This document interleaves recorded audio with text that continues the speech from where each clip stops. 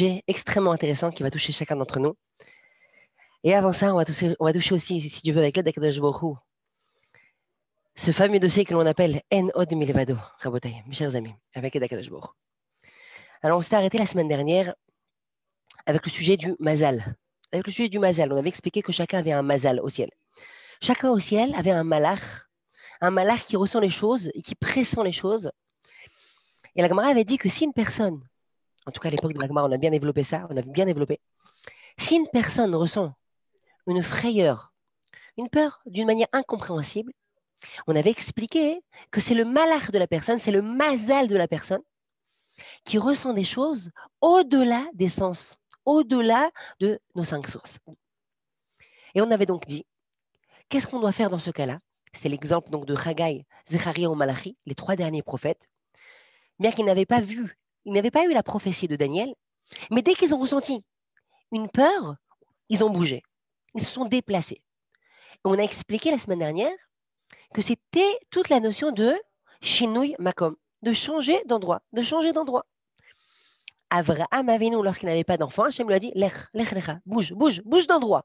Quelqu'un, il voit que son mazal, il n'arrive pas quelque part, bouge, bouge d'endroit. Shoné makom, shoné mazal. Quand tu te déplaces, tu bouges, eh bien à ce moment-là, c'est une siba pour que ton mazal, eh bien, s'améliore. On avait expliqué aussi qu'il y avait d'autres choses qui aidaient à changer le mazal de la personne. C'était changer le nom, changer d'attitude, surtout, c'est surtout ça. Parce que changer d'endroit ou changer de nom, c'est la manière de réveiller la personne afin qu'il fasse tchouva. En d'autres termes, le meilleur moyen de changer son mazal, c'est de changer son attitude. Très bien. Tout ça, je vous fais un résumé de ce qu'on a vu l'année dernière.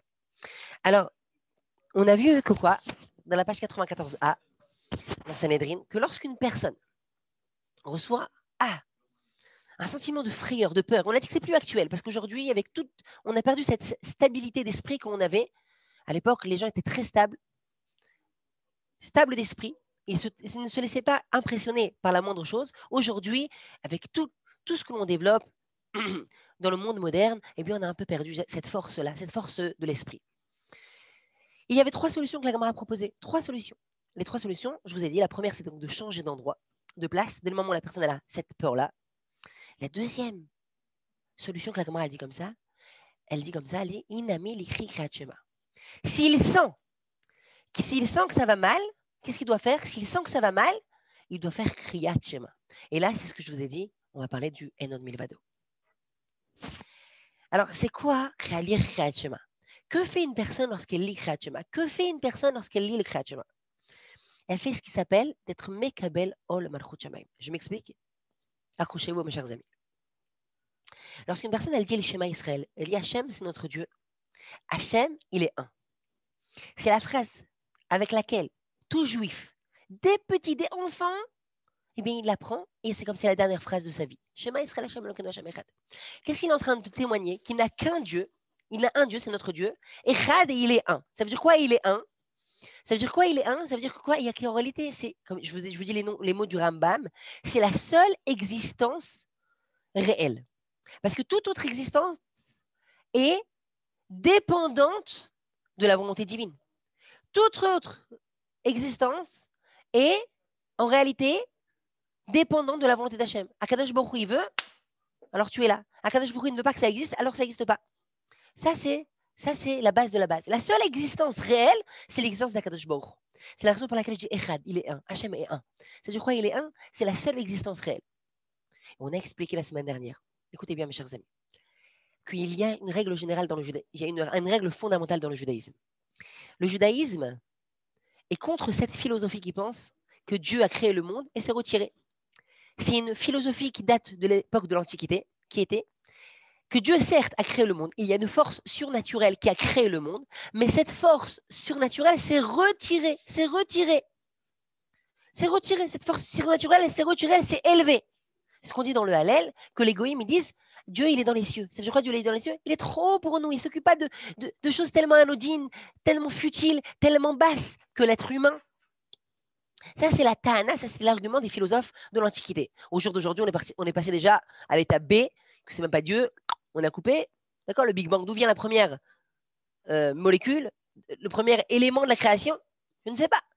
mais il a toujours été là. Je crois qu'il a toujours été là. Ils n'ont pas de réponse à ça. C'est en réalité le fameux machal que le Chafetz Chaim amène sur oui, Darwin. Non, Darwin, c'est oui. Le fameux, l'évolution. Le fameux machal que le Chafetz Chaim ramène. Lorsque les cow-boys, d'accord, lorsqu'ils étaient en Amérique, ils ont voulu faire le chemin de fer.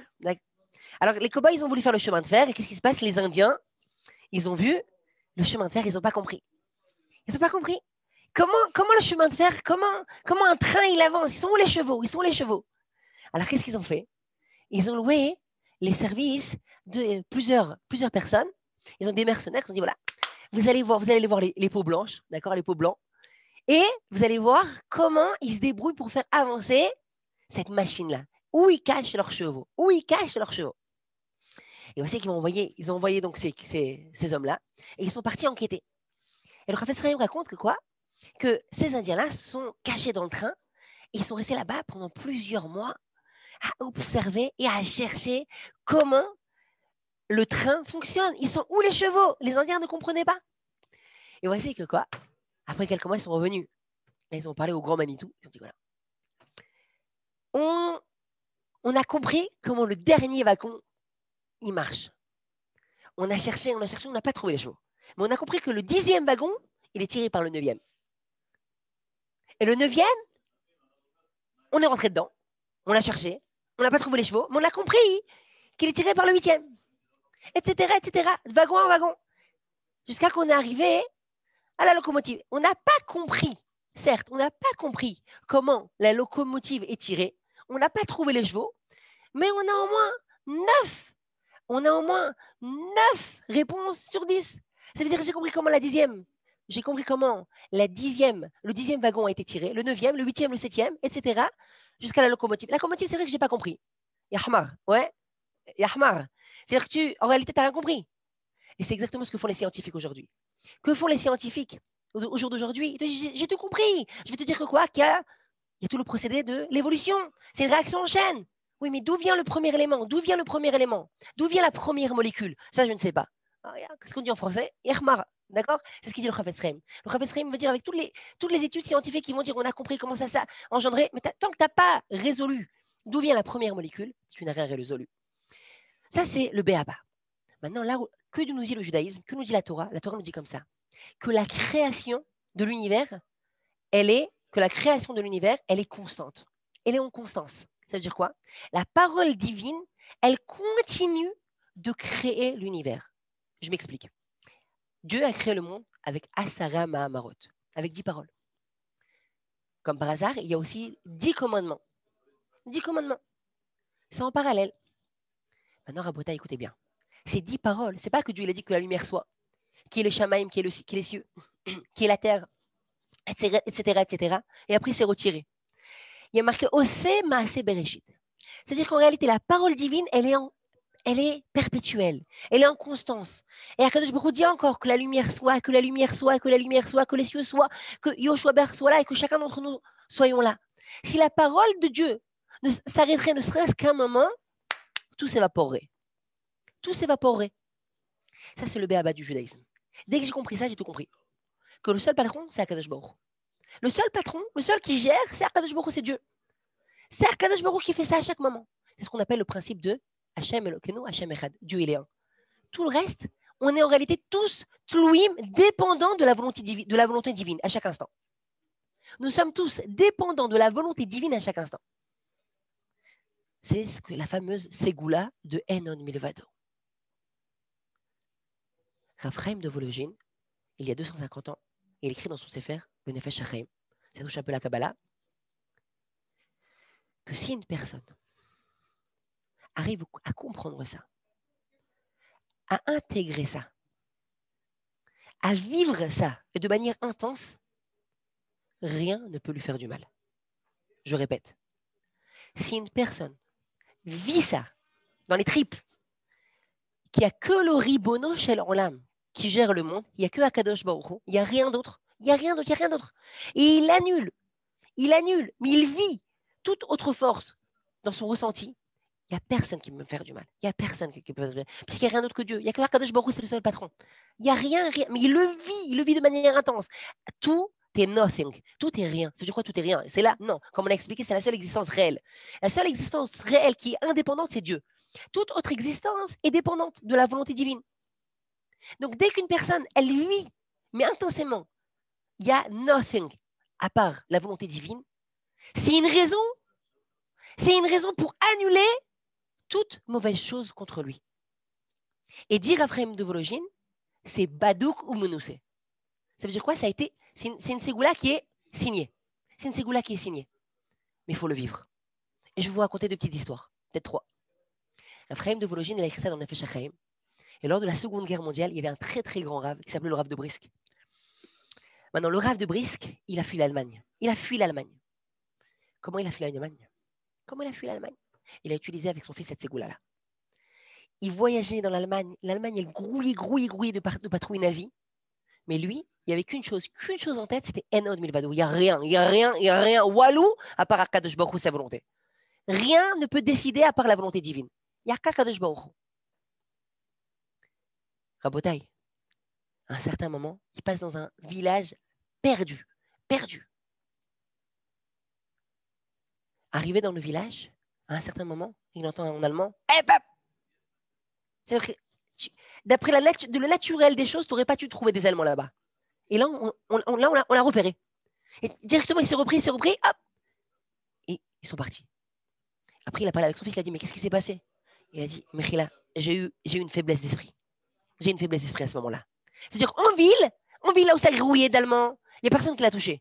Dès qu'il a commencé à se détacher de cette pensée-là, c'était une siba pour que ça arrive. Qui était, un instant, qui était le seul qui arrivait à vivre avec cette pensée de manière intense, de manière constante? C'était Moshe Rabbeinu. Moshe Rabbeinu, il vivait 24 sur 24 avec cette pensée-là. 24 sur 24. C'est je crois 24 sur 24, toujours il y a que Akadosh Baruch Hu qui, qui gère le monde. C'est la seule existence qui est indépendante. Alors, bon, encore une petite histoire.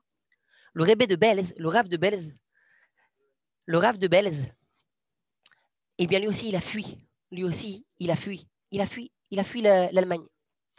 Maintenant, toute sa fuite, eh bien elle a été racontée, elle a été écrite.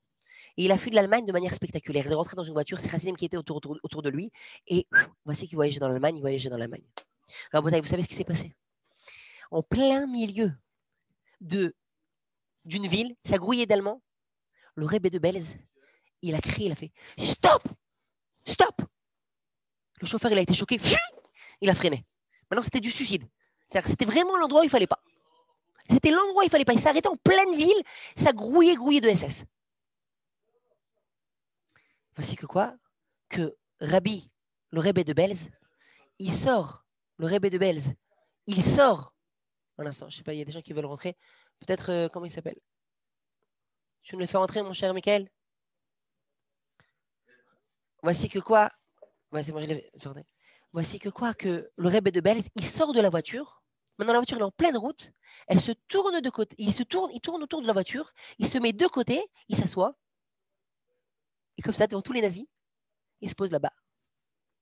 Et il fait comme ça. Perdu dans ses pensées. 10 minutes, il ne bouge pas.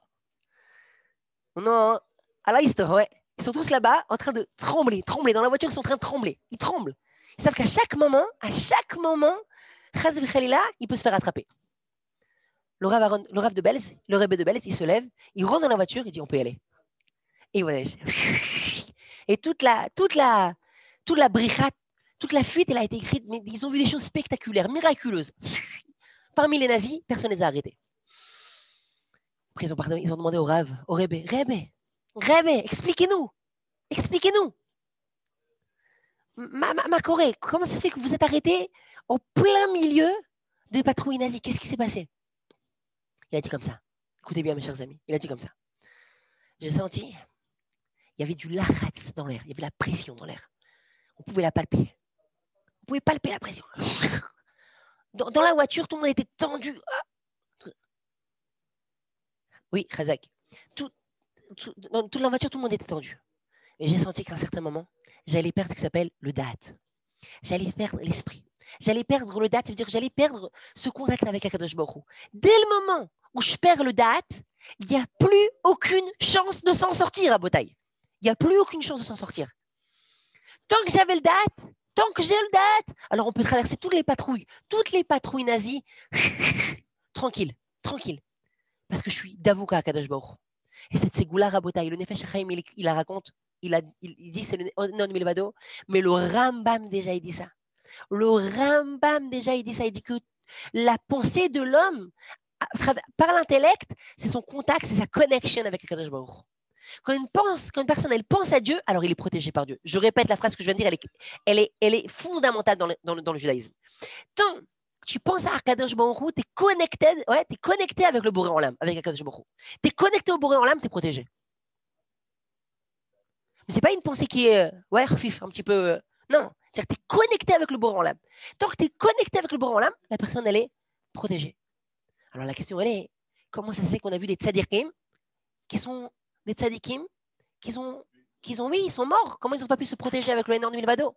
Comment on a vu ça? C'est la fameuse question. Le Rambam, il pose la question. Le Leshem, qui était un très très grand, un des plus grands kabbalistes de tous les temps, le grand-père de Rav Eliashiv, il pose cette question. Comment ça se fait, si maintenant on a une ségoula tellement puissante, tellement forte, comment ça se fait que vous avez des tzadikim qui sont niftarim? Ils n'ont pas utilisé cette ségoula-là? Deux réponses. Première réponse. Akadosh Baruch Hu, il avait décidé pour eux une xéra, un décret, et il leur a empêché d'avoir une stabilité d'esprit. Ils ne pouvaient plus se concentrer. Quand Akadosh Baruch Hu, il a fait une xéra sur un tzaddik, ça y est maintenant, ça y est, il faut partir. Alors le tzaddik, il ne pourra plus penser à ça. Il va être troublé. Il va être troublé. Un peu, si vous voulez, on peut comparer un peu avec ce qui s'est passé avec ce que la Gemara dit avec le roi David. La Gemara, dans Shabbat, elle raconte que le roi David a dit à Akadosh Baruch Hu, quand est-ce que je vais mourir? Je me l'ai dit, je ne peux pas te dire. Xeraim Milefanai. Un être vivant ne doit pas savoir. Un être humain ne peut pas savoir le jour de sa mort. Akadosh Baruch Hu, alors dis-moi au moment le jour dans lequel je rendrai l'âme. Akadosh Baruch Hu lui a dit le Shabbat. C'est le Shabbat. Qu'est-ce qu'il a fait David Ameler? Shabbat. Tous les Shabbats, il rentrait sa tête dans la Torah et il restait dans la Torah 24 sur 24. Complètement concentré.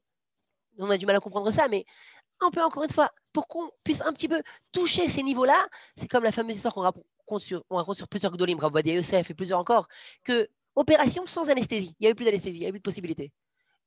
Le Rav a dit, il n'y a pas de problème, 2 secondes, laisse-moi une seconde, je me mets dans l'Imout Torah, je me mets dans la Torah, laisse-moi une seconde. Il s'est mis dans la Torah, il a plongé, opération à dos ouvert, d'accord, tu touches ce qui est le plus sensible dans le corps, mais il avait la tête dans la Torah. David Ameler, c'est la même chose. 24 sur 24, le jour du Shabbat, il était connecté avec la Torah. Quand tu es connecté avec la Torah, c'est marqué que la Torah, c'est Eitz Chaim I. C'est une source de vie. La Torah, c'est une source de vie. Le Malach HaMavet, il ne pouvait pas le toucher. Intouchable. Qu'est-ce qu'il a fait le Malach HaMavet? On connaît tous l'histoire. Il a perturbé David. Qu'est-ce qu'il a fait? Il a fait un vent, comme ça il raconte la Gemara, un ouragan, les arbres bougent. David Ameler ne comprend pas ce qui se passe. Il monte les escaliers pour voir ce qui se passe. Et voici que quoi? Que le Malach HaMavet, il a cassé une marche. Il casse une marche, il trébuche. Et David Ameler, le roi David, il a déconnecté sa pensée de la Torah. Et voici qu'il rend l'âme. Il rend l'âme. Ça, c'est ce qui s'est passé avec David Ameler. Comme on a dit, quand une personne elle est connectée avec Akadosh Baruch Hu, alors, ou la Torah, il est protégé de tout mal. Maintenant, Rabotai, quand Akadosh Baruch Hu, il veut faire en sorte que le tzaddik, il rende l'âme, alors il lui enlève justement cette connexion. Il lui enlève cette connexion. Ça, c'est une première réponse. Il y a une deuxième réponse qui est extraordinaire, mais elle est tout à fait étonnante, mais c'est ce que dit le Leshem, ce grand kabbaliste, le grand-père de Rav Eliashiv. Il dit que le tzaddik, quand il voit que c'est la volonté divine, quand il voit que c'est la volonté d'Hachem, que Akadosh Baruch Hu veut maintenant qu'il ait ces Issourim-là, ces souffrances, alors de lui-même il se déconnecte. Parce qu'il préfère recevoir la volonté divine be'ahava, avec amour. Lorsque le tzaddik il comprend que ça c'est l'oration d'Hachem, quand le tzaddik comprend que ça c'est la volonté divine, alors il se déconnecte. Il dit voilà, Akadosh Baruch Hu, je sais que tu veux que j'ai des Issourim, alors j'accepte sur moi les Issourim. Parce que c'est ta volonté et je me plie à ta volonté, Akadosh Baruch Hu. Je me plie à ta volonté. Ça, c'est tout le principe de Shema Israël. Quand une personne, elle fait Shema Israël, Be'et Sarah, lorsque ça va mal, il est en train de dire Akadosh Baruch Hu, tu es notre Dieu. C'est quoi notre Dieu? Baal HaKochot Kulan, c'est-à-dire Akadosh Baruch Hu, toutes les forces matérielles, toutes les forces dans ce monde, dans les hautes sphères célestes, tout, c'est under control. C'est sous ton contrôle, Ribono Shel Olam. C'est toi qui gères tout. C'est toi qui gères tout. Alors Akadosh Baruch Hu, il fait en sorte, tu t'accroches à moi, j'annule tout le reste. Tout s'efface, tout fond, tout s'efface. Mais il faut le sentir, Abodaï, il faut le sentir. Il faut vivre ça dans les tripes. Ça, c'est le Enon Milvado. Et c'est ça qu'on dit, Shema Israël Hashem Elokeinu, à la fin, on dit quoi? Echad, Hashem, il est un, il n'y a qu'une réelle existence.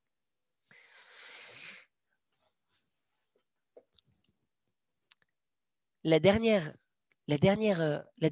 manière de se sauver de cette peur, comme on l'a dit tout à l'heure, il y avait trois manières. La dernière manière, c'est quoi? C'est de dire un lachash. C'est quoi un lachash? C'est aussi plus d'actualité. Dans la Gemara, on voit plusieurs phrases qui sont très énigmatiques, très énigmatiques. Mais Akadosh Baruch Hu, il a fait en sorte que le monde, il est certes des lois physiques, des lois naturelles, mais ces lois naturelles, elles aussi ont des lois surnaturelles qui les gèrent. D'accord? Je répète. Bon, je vais quand même vous donner une petite anecdote que je viens de lire là. Elle est toute fraîche. Que Dieu nous préserve à Bnei Brak, là maintenant. Il y a deux jumeaux qui sont nés. Maintenant, que Dieu nous préserve, un des jumeaux, il a une tumeur au cerveau. Chlet, Hashem Ishmor. Ils ont fait la city, ils ont vérifié, tac. Ils ont dit aux parents, écoutez, on est triste de vous le dire, mais il faut faire opération pour enlever la tumeur, etc., tout ce qu'il y a besoin de faire. Les parents, ils ne sont pas déstabilisés. Ils vont dans le sud d'Eretz Israël, à Netivot. Là-bas, il y a un grand tzaddik qui s'appelle Rav Gershonovitz. Et le Rav Gershonovitz, il les regarde. Il regarde les parents, il fait c'est bon, il n'y a plus rien. Il n'y a plus rien. Écoutez, moi, je ne suis pas à ce niveau, mais il n'y a plus rien. Et ils repartent à Bnei Brak, ils vont voir la directrice de la Machlaka, là-bas dans l'hôpital, celle qui s'occupe de ça. Il dit, on peut refaire une city, on peut sortir l'enfant. Mais je ne sais pas comment est-ce que vous voulez. Dites-moi, pourquoi les éléments auraient-ils changé? Ils essayent, ils insistent, il n'y a rien à faire. Il faut appeler un très grand organisme, un très grand organisme en Israël qui s'appelle Ezer Mitzion. Cet organisme, c'est un organisme qui a des contacts avec tous les médecins d'Israël, tous les grands médecins, et tout celui qui a besoin d'aide, eh bien, il peut téléphoner avec cet organisme, il vous donne des conseils, de l'aide, et parfois même de l'aide. Bon. Et le patron de Ezer Mitzion, il entend cette histoire, il a dit je m'en occupe personnellement. Il appelle l'hôpital, il appelle le médecin en chef, il dit écoutez, faites une city, à nouveau, faites une city, faites un... Elle lui dit mais pourquoi je ferai une city? Il dit écoutez-moi, je vous le demande, faites-moi cette tova-là, faites-moi cette tova-là, faites-moi plaisir. Je dis parce que je vous respecte. Parce que je vous respecte, alors je vais faire pour vous. Elle a fait la city, il n'y avait plus rien. Le médecin, la doctoresse, elle s'est énervée. Elle a dit, si vous avez des rabbins qui peuvent enlever des tumeurs au cerveau, à quoi ça sert que je travaille? Ça, il a dit la doctoresse. Pourquoi je suis là? On lui a expliqué, écoutez, ça dépend de chacun. Ça dépend de chacun de ses srouillots, de ses mérites, de sa émouna, de sa foi. Mais tout est malléable, Rabotai. Tout est malléable. Il n'y a pas de situation qui est... Allez, c'est la fin, c'est le mur. Que Dieu nous préserve, qu'on n'arrive pas à des situations comme ça. Mais il n'y a pas de situation qui est bien un mur. Le Boré Olam, c'est lui qui a mis les lois de la physique. Et les lois naturelles, elles sont elles-mêmes soumises à des lois surnaturelles. Parmi les lois surnaturelles qu'on a, il y a ce qui s'appelle, on a peut-être parlé la dernière fois, on a parlé de la sorcellerie. La sorcellerie, oui, ça existe. Aujourd'hui, beaucoup moins. On a parlé de ça la dernière fois qu'on a dit avec Abraham Avinu. C'est les cadeaux qu'il a donnés à ses enfants qu'il a eu avec Keturah et qu'il a envoyés en Extrême-Orient. C'est pour ça qu'on l'a trouvé là-bas. On va trouver là-bas des forces. La sorcellerie, aujourd'hui, c'est des bribes. On a déjà parlé de ça dans les cours précédents. Mais vous avez aussi ce qui se passe. C'est quoi? C'est le lachash. Ces phrases-là que la Gemara nous dit, ces phrases-là qui sont parfois incompréhensibles, la Gemara te dit tu peux les dire, ça va aider.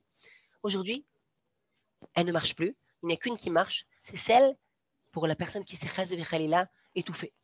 Et il y a une phrase dans la Gemara dit tu dis une phrase, tu prends l'os, tu mets sur le cou, c'est badouka imenoussé, c'est encore celle-là, elle marche. Il y a une phrase comme ça, que si chazé vechalila, une personne s'est étouffée avec un os, il prend un os qui ressemble à ça, il met sur le cou, il dit cette phrase-là, et ça passe. C'est la Gemara ramène cette phrase-là. Maintenant, hein,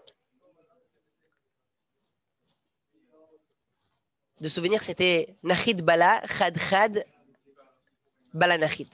Ça, c'est la phrase à dire. De souvenir. Nachid Bala, Chad Chad, Nachid Bala.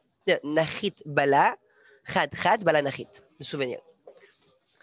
Maintenant, Rabotai, la Gemara, on va continuer avec un autre sujet parce qu'on fait une étude sur texte et on va enchaîner avec le sujet des noms de la personne, l'identité profonde de la personne. Et bien sûr, on va parler de Rizkiyahu Amelech. Pour une arête de poisson également, oui, de souvenir. Maintenant, c'est possible qu'il y ait une phrase qui est légèrement différente, mais il faut prendre. Ouais. Maintenant, écoutez, mes chers amis. On a déjà parlé de ce fameux roi qui s'appelait Rizkiyahu Amelech. Rizkiyahu Amelech, c'était une figure qui était emblématique. Pourquoi?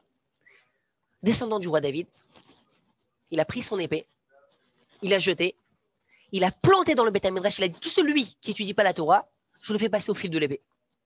Et il y a eu une période dans l'histoire où tout le peuple juif, du nord d'Israël au sud d'Israël, d'est en ouest, tout le peuple juif étudie la Torah.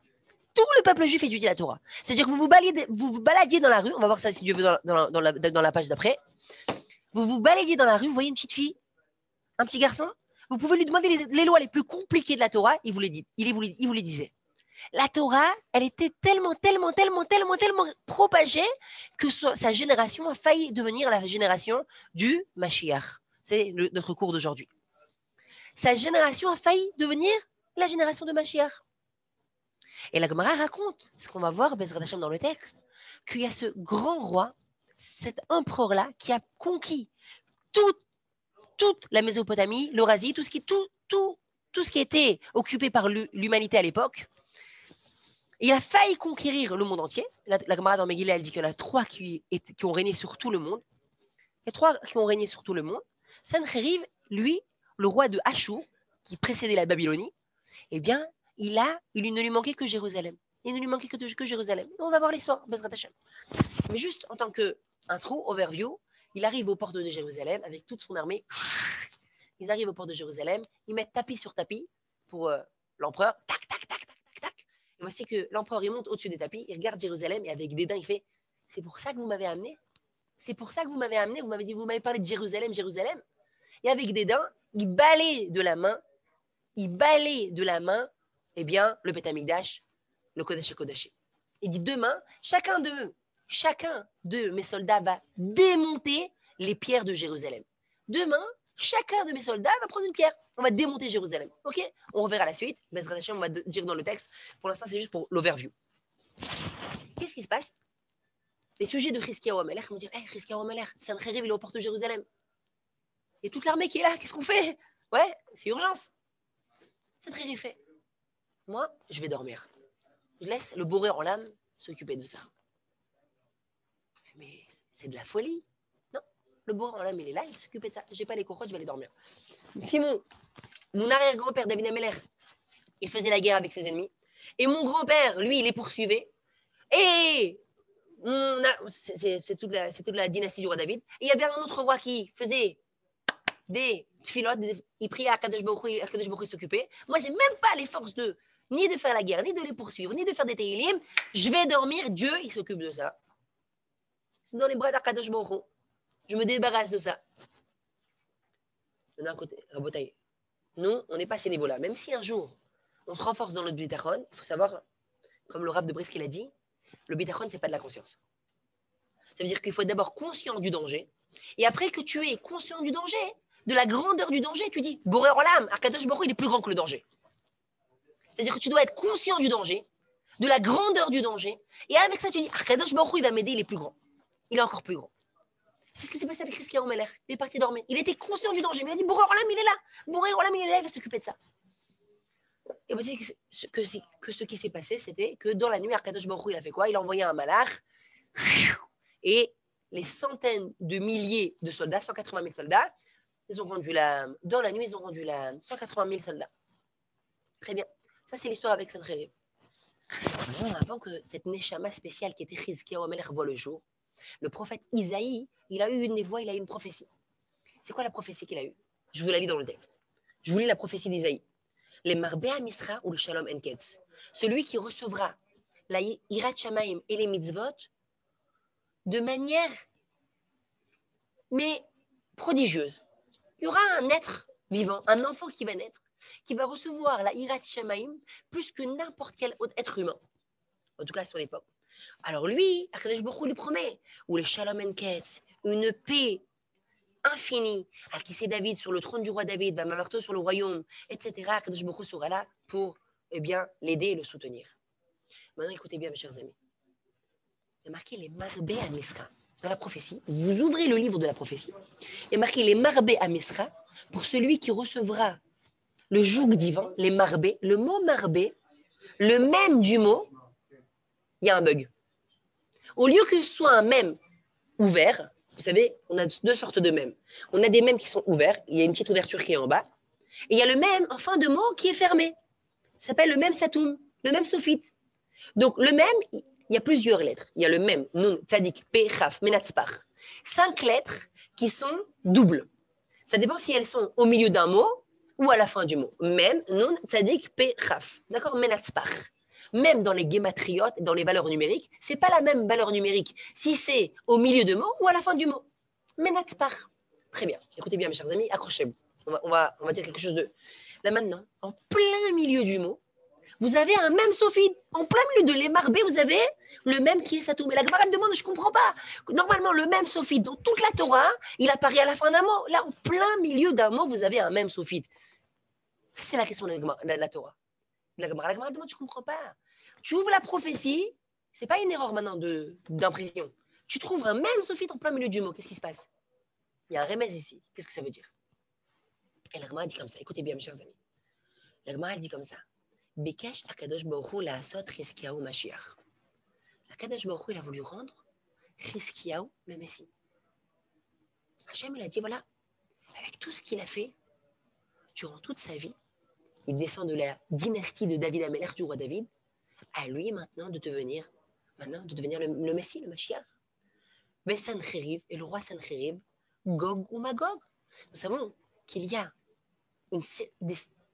une guerre qui va se passer, qui va précéder juste avant le dévoilement du Messie.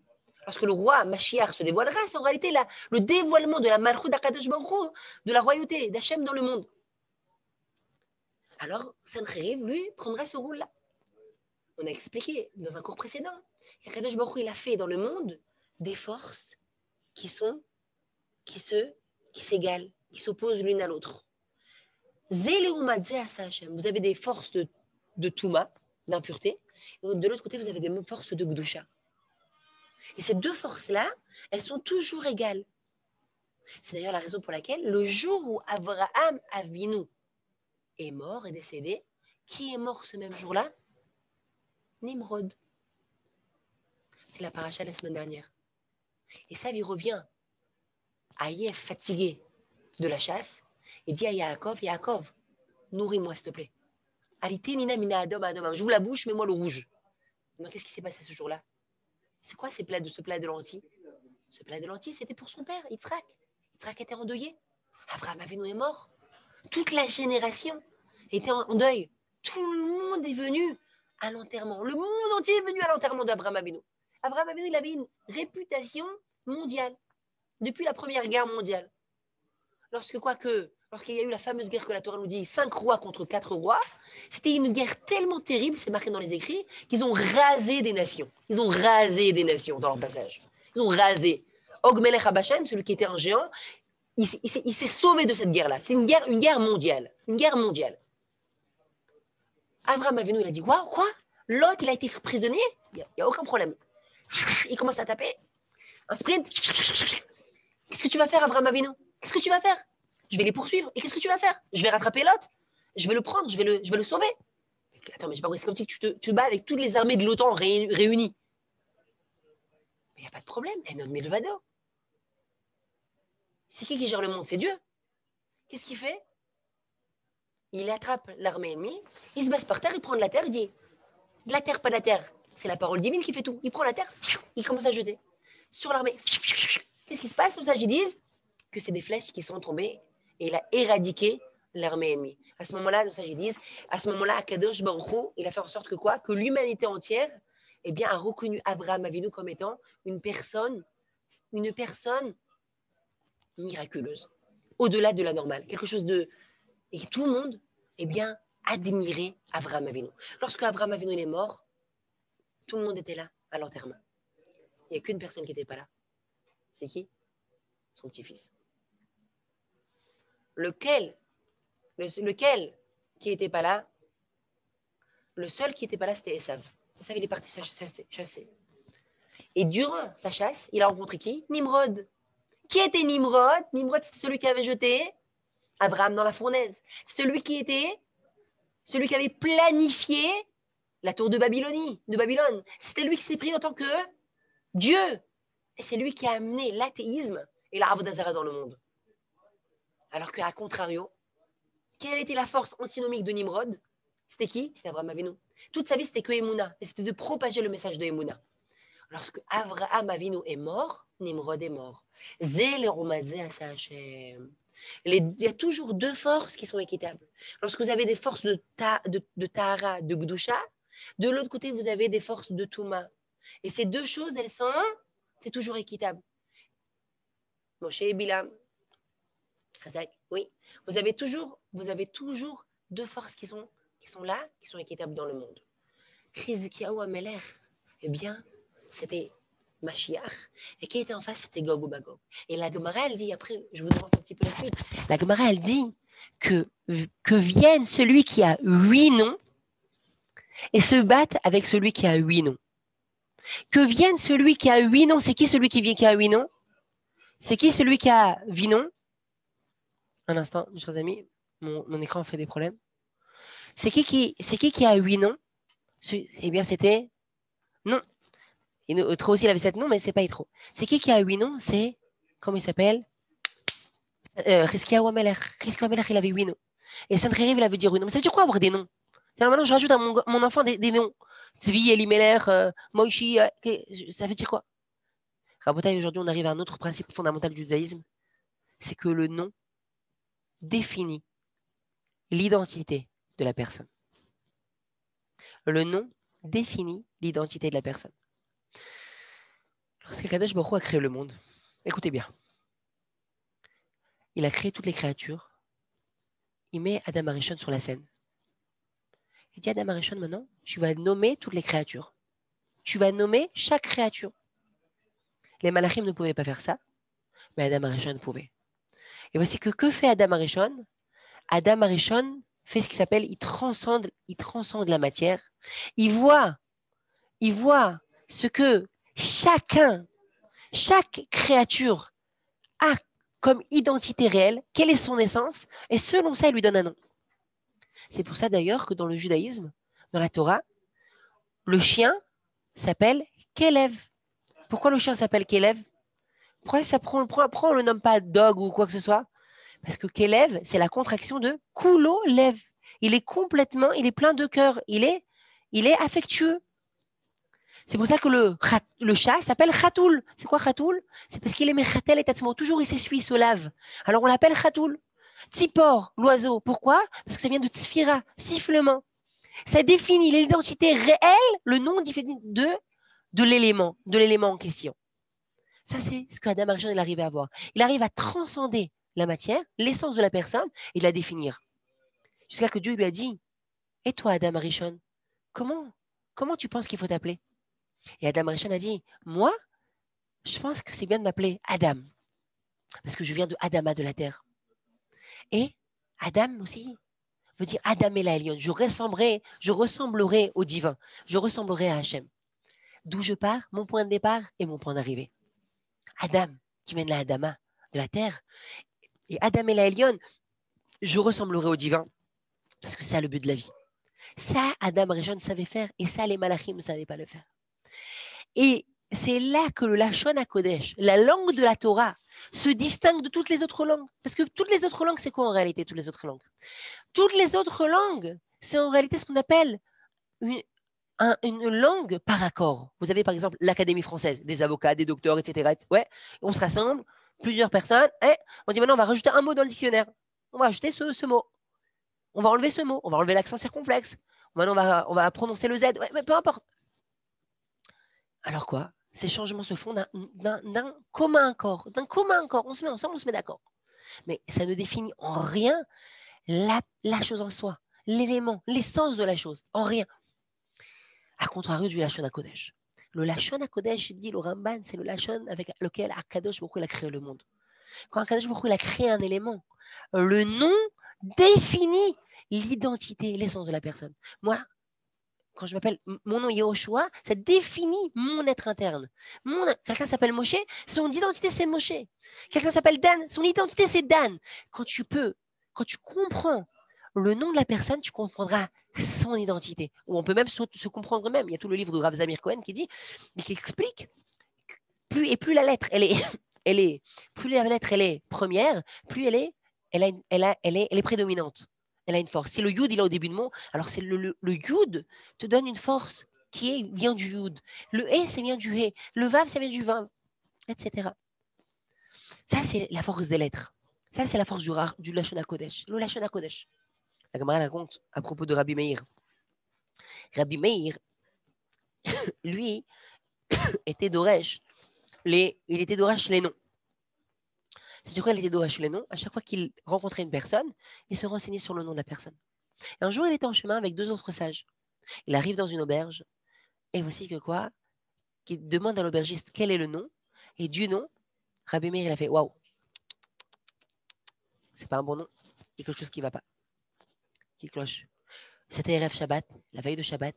Chacun a donné sa bourse au Balabaït à l'aubergiste, mais Rabbi Meir, lui, il est parti dans le quai vers le cimetière, et il a enterré sa bourse là-bas. Voici que quoi, dans la nuit, nous disons sages, dans la nuit, l'aubergiste a un rêve de son père. Maintenant, l'aubergiste, c'était un voleur. Et dans la nuit, son père lui dit, viens à côté de moi, dans le cimetière, déterre qu'il y a de l'argent. Je ne sais pas si vous... Attendez, je vais répéter la phrase là. Viens à côté de moi, viens dans le cimetière, creuse à côté de là où je me trouve, il y a de l'argent. Le père, le défunt, il est en train de dire ça au fils, viens voler. Le lendemain, l'aubergiste, il se lève, il fait Shnourada, il va voir Rabbi Meir et les sages, il dit, j'ai eu un rêve. Et dans le rêve, on m'a dit qu'il fallait creuser à côté de mon père. C'est mon père lui-même qui est apparu. Il m'a dit, viens creuser à côté de moi, parce que là-bas, il y a de l'argent. Qu'est-ce que vous en dites, vous les sages? Et qu'est-ce qu'ils répondent? Rabbi Meir dit, non, Chalomot Shavid Aberou. Ne prends pas en compte les Chalomot. Rabbi Meir, juste après, peut-être c'était avant Motzei Shabbat, peut-être je me suis trompé, c'était jeudi soir, mais il est parti, il a déterré l'argent, et hop, il va l'enterrer autre part. Motzei Shabbat arrive, qu'est-ce qui se passe? Chacun redemande son argent. L'aubergiste dit, vous m'avez donné de l'argent? Je ne vous connais pas, vous m'avez jamais donné d'argent. D'accord? Donc Rabbi Meir, il avait raison. Il a vu que cette personne-là était un voleur et il ne lui a pas confié son argent.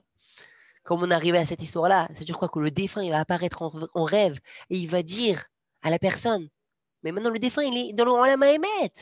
Le défunt, il est dans le Olam HaEmet. Dans le Olam HaEmet, il va aider son fils à voler. Ça veut dire quoi ça? La réponse, elle est, je ne pensais pas parler de ça aujourd'hui, mais la réponse, elle est, comme ça, il explique Rabbi Chaim Shmulevitz de souvenir, peut-être c'est Rav Dessler, je ne me rappelle plus. Il y a une règle dans la vie. De la manière dont tu veux te comporter, le chemin que tu as décidé d'emprunter, eh ben, il n'y a pas de problème. Akadosh Baruch Hu va t'ouvrir les portes. Du ciel, on va t'ouvrir les portes. On ne va pas t'aider, mais on va t'ouvrir les portes. Lui, cet homme-là, il a tout fait. Il a tout fait. Toute sa vie, c'était que la main dans le porte-monnaie de l'autre. Toute sa vie. C'était ça. Le vol. Son Yetzer Hara, il va même faire en sorte qu'il va voir la tête de son père en rêve et qu'il va lui dévoiler ça. Et ça, c'est une anaga que le ciel il a avec la personne. Quand une personne elle a décidé d'avoir un chemin bien défini, dans le tov, quand le shekel dans le tov, dans le bien, alors Kadosh Baruch Hu, il aide, il reçoit une sirata d'Ishmael, il reçoit une aide divine spéciale. Mais de la manière dont tu as choisi de te comporter, d'avancer dans la vie, Kadosh Baruch Hu, il agira avec toi. C'est une règle générale, on ferme la parenthèse. On revient. Le nom définit l'identité de la personne. Aussi bien pour les créatures, les animaux, comme on a dit tout à l'heure, Adam Arishon, ou alors même nous, chacun d'entre nous. C'est la raison pour laquelle vous avez un enfant, c'est chachouv meod de lui donner un bon nom. Un bon nom. À tel point que le Hari Akadosh, il dit que quoi? Que tu reçois une aide divine, un petit peu, Me'ain de Me'ain, Ruach HaKodesh, qui vient aider le papa et la maman pour nommer la personne. La personne, elle peut toujours l'amener de l'appeler un nom d'Aracha. Ouais, il a le libre arbitre. Mais il a ici une aide divine pour bien définir l'enfant et pour qu'il puisse être mitkaven, à l'identité de cet enfant-là. Le nom définit l'identité de l'être. L'identité de l'être. Lorsque la Gemara elle dit que Chizkiyahu Hamelach avait 8 noms, ça veut dire que son identité était extrêmement élevée. Il y avait 8 niveaux, 8 facettes à ces niveaux. On parle de Mashiach. Le chiffre 8 surtout définit l'infini. Le chiffre 8 définit pas l'infini.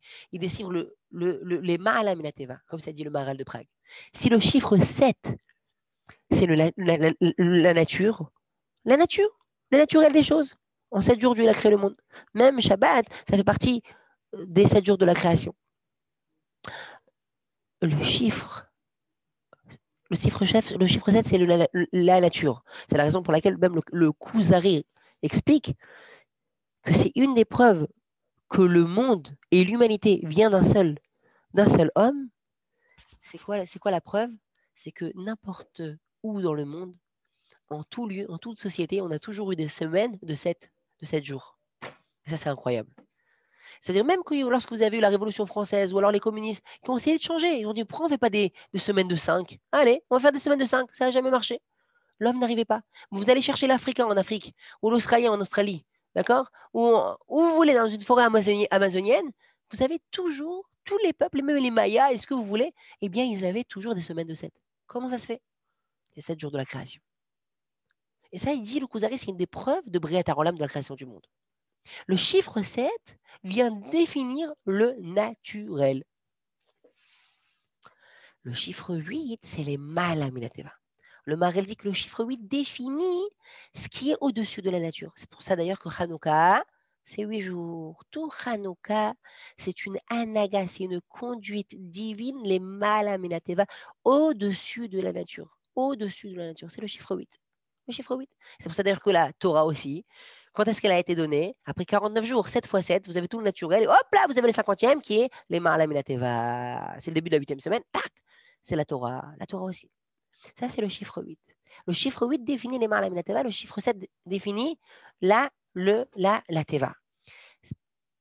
Chizkiyahu Hamelach, il avait 8 noms. Ça définit une identité spirituelle très haute. Très, très, très, très, très haute. Et le Mato, qui était son adversaire? C'était Sancheriv, le roi Sancheriv, qui lui aussi avait 8 noms. Son identité aussi était très, très, très élevée.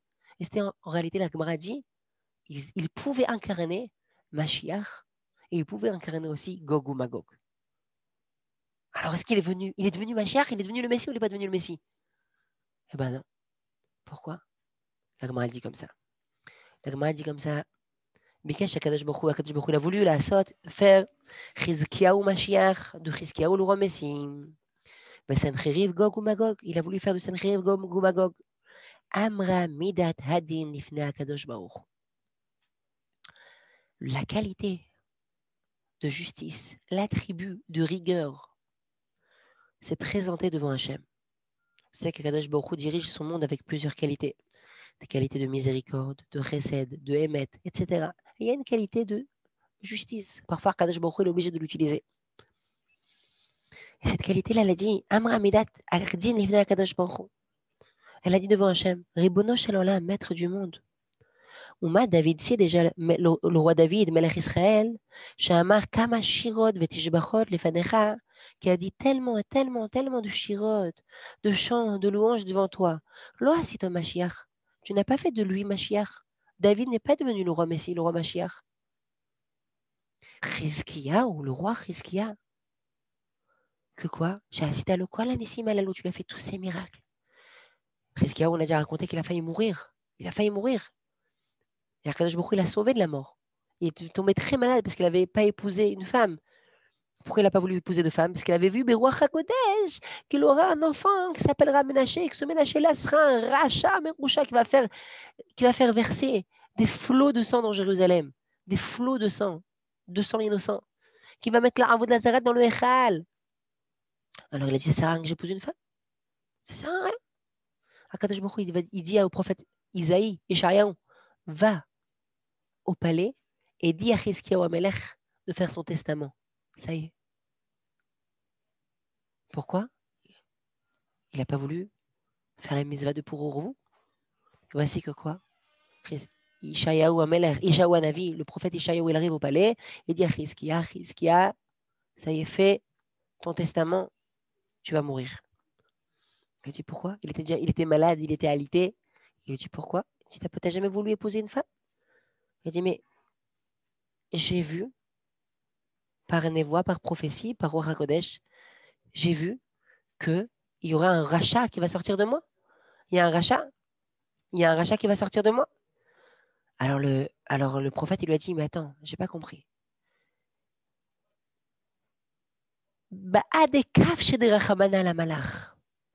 Pourquoi tu rentres dans les voies d'Hachem? Pourquoi tu rentres dans les voies d'Akadosh Baruch Hu? Hachem, il t'a dit, fais la mitzvah d'épouser une femme. Fais la mitzvah d'avoir des enfants. Pourquoi tu commences à faire des comptes et des décomptes? Et oui, mais je ne comprends pas parce que toi, tu fais ta mitzvah, Hachem, il fait le reste. Alors il lui a dit, alors donne-moi ta fille pour épouse. C'est possible qu'avec ton srout, ton mérite, toi, prophète Yeshayahu, et mon mérite, alors je mériterai la vie. Akadosh Baruch Hu, il va me guérir. Il lui a dit non, c'est trop tard. C'est trop tard. Tu vas mourir, le décret est déjà scellé. Et là, Chizkiyahu Amelech, il change d'attitude et de manière très dure, très sèche. Il dit au prophète, Ben Amotz, fils d'Amotz, il ne le nomme même pas par son prénom. Finis ta prophétie et sors de là. Sors du palais. Car mekoublani me bet aviaba. Comme ça, j'ai reçu de la maison de mes pères, David Amelech.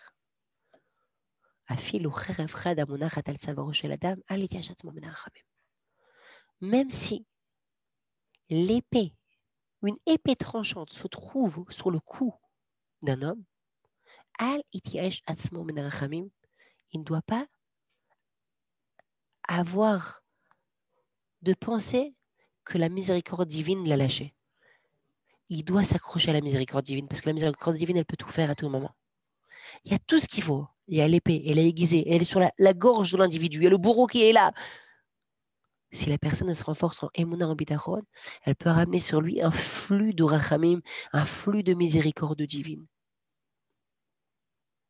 Et voici que quoi? Que Chizkiyahu Amelech se tourne vers le mur et il prie de tout son cœur, de toutes les larmes de son être. Et il demande à Kadosh Baruch Hu de le sauver. Et Hachem, il a répondu à cette fille-là. Il lui a rajouté 15 années de vie. Dis-là, Midat Adin, la qualité de rigueur, elle dit Hachem, tu as fait tellement, mais tellement, tellement de miracles à Chizkiyahu. Tu l'as sauvé de la mort. Tu l'as sauvé de Sancheriv. Et avec tout ça, il n'a jamais fait un chant. Il n'a pas fait un chant devant toi. Il n'a jamais fait un chant de remerciement. Ta'aseo Mashiach, tu vas faire de lui Mashiach. David Amelech, il t'a fait tellement de chants et de louanges. Lui, il n'a jamais fait. Qu'est-ce que le chant dans le judaïsme? Le chant est l'expression de l'être. Lorsque l'être exulte, il y a une simcha intense, pnimite, à l'intérieur. Le chant, c'est en réalité l'expression de cette simcha-là, de cette shlemut, de cette perfection, de cette plénitude qui est à l'intérieur de l'être. C'est la manière d'exprimer ça. Si il n'a pas exprimé cela, c'est qu'il y avait quelque chose qui manquait. Il y avait quelque chose qui manquait dans la perfection de l'être à l'intérieur.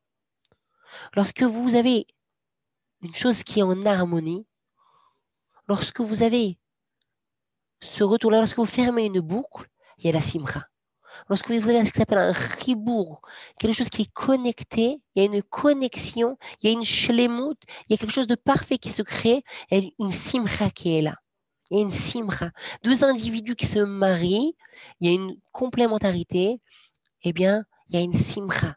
Il y a une joie. Et lorsque la joie, elle atteint un niveau maximal, alors elle sort de l'être. Il y a quelque chose qui n'allait pas. Il lui a dit, Rizkiyahu, là, quelque chose qui ne va pas.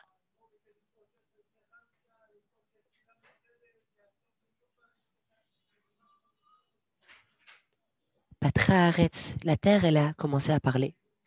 Le malach l'ange de la terre, il a dit, Ve'amra lefanav. Et il a supplié Dieu. Ribono shel olam. Ani omeret lefanecha shirat achat tzadik ze. Le malach de la terre, il a dit, Hachem, je suis prêt à remplacer ce tzaddik. Je suis prêt à moi faire le chant de Rizkiyahu à sa place. Va assez au Mashiach, mais fais de Rizkiyahu Melech Mashiach. La terre, elle a dit, et les commentateurs disent que c'est aussi la terre, que c'est la terre d'Israël. Fais, s'il te plaît, Akadosh Baruch Hu. Fais Akadosh Baruch Hu, s'il te plaît. Rizkiyahu Mashiach. Et le chant qui manque, moi, je le ferai. Moi, le malach de la terre, je chanterai pour lui. Je chanterai pour lui. Sheneemar, comme c'est marqué dans le Passouk. Mais Knaf Haaretz, des confins de la terre, Zemirot Shamanou, nous avons entendu des chants. Tzvila Tzadik, pour faire le ratson du Tzadik, la volonté du Tzadik. Amar Sarah Olam, intervient aussi l'ange de l'univers. Il y a un ange qui a sur tout l'univers, qui est responsable de tout l'univers. Et il dit à Hachem, Ribono, la maître du monde. Tzivionoa, c'est le Tzadik, fais s'il te plaît la volonté de ce Tzadik, fais le Mashiach. Donc tout l'univers est maintenant en train de supplier à Kadosh Baruch Hu, qui se dévoile dans le monde, et de rendre Rizkiyahu Mashiach. Yatzabat Kol est sortie une voix céleste qui a résonné dans l'univers et qui a dit comme ça. Yatzabat Kol ve'amra, Razili, Razili. C'est un secret de devant moi, c'est un secret de devant moi. Kadosh Baruch Hu l'a dit, c'est un secret. Là, n'est pas encore arrivé le moment. N'est pas encore arrivé le moment. Razili, Razili. C'est un secret. Lorsque le prophète il a entendu ça, il a dit Amar Navi, oh il est, malheur à moi, Admatai. Le prophète il a entendu, il a vu tout ce qui s'est passé. Il a continué dans le passage qu'il a dit Admatai, jusqu'à quand? Jusqu'à quand là? Jusqu'à quand là? La galoute elle continuera. Si déjà la galoute, elle ne se termine pas dans une génération telle que Rizkiyahu Amelech, alors quand est-ce que ça arrivera? Et là, la réponse de Dieu, elle est comme ça. Bogdim, bagadou, bagad bogdim, bagadou. Il y aura le temps de quoi? Que le peuple juif, eh bien, il va souffrir des galoutes et des exils qui vont se suivre. Les ennemis d'Israël vont faire du mal au peuple juif et les ennemis des ennemis auront le temps de venir. Mais ce n'est que bien après que la délivrance arrivera. Dit la Gemara, c'est la raison pour laquelle, dans la prophétie d'Isaïe, le même il est fermé. Parce qu'il y a quelque chose qui a été obstrué. La volonté divine, elle a voulu s'accomplir. Akadosh Baruch Hu a voulu faire de Rizkiyahu Mashiach, le Messie. Mais il y a quelque chose qui a été bouché, fermé, obstrué. C'est le même Satoum. C'est pour ça que le même, en plein milieu du mot, qui désignait la grandeur de Rizkiyahu, eh bien, il est fermé. Pour dire qu'en réalité, cette volonté d'Akadosh Baruch Hu de rendre Rizkiyahu Mashiach, eh bien, elle a été bloquée au passage. Et Rizkiyahu n'est pas devenu le Mashiach. Chazak ou Baruch, mes chers amis. Est-ce que vous avez des questions?